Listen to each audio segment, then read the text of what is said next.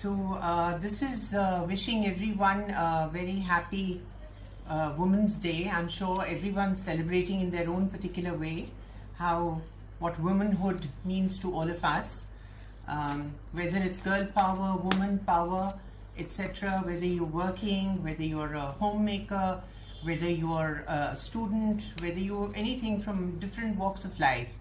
So congratulations all of you on this Women's Day, one more Women's Day. And on this, I would like to start.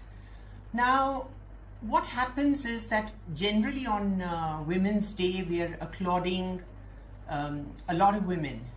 And we are actually, saying, wow, you've done a great job and how great you are, etc. And then we have personalities that talk about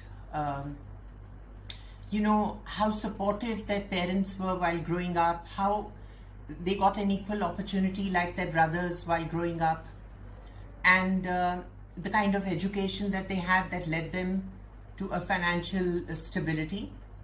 I'm not here to talk about that because that consists of just a handful of women.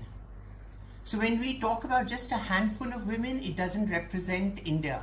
It doesn't represent many parts of the world, as a matter of fact. We are glad that the ladies had the opportunities, equal opportunities. People were very supportive. They had the right education and they moved on.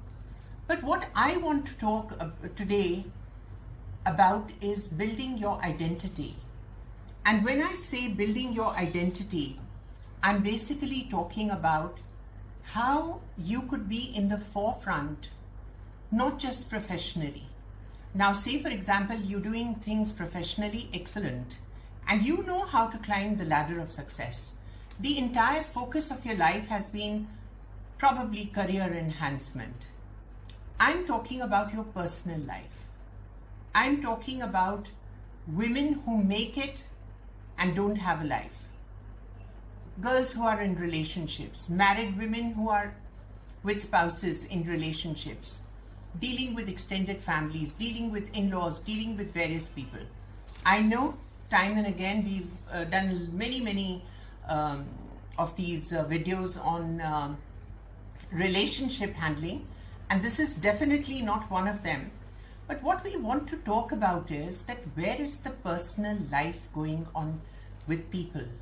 There is a lot of isolation, not with everyone, of course, but there are the majority of the people today have loneliness, have isolation.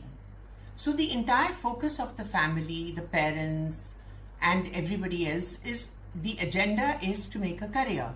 And that's great. You need financial stability. But once you've got this financial stability, then what you're looking for is emotional stability. And where does the emotional stability come? When you sow its roots in the 20s and the 30s.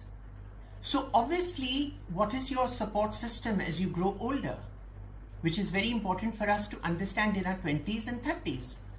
That people need to be around, and that is what is missing. People say, let's do the career. Great, I don't distort that. But what about your personal life? So what we are talking about is the self.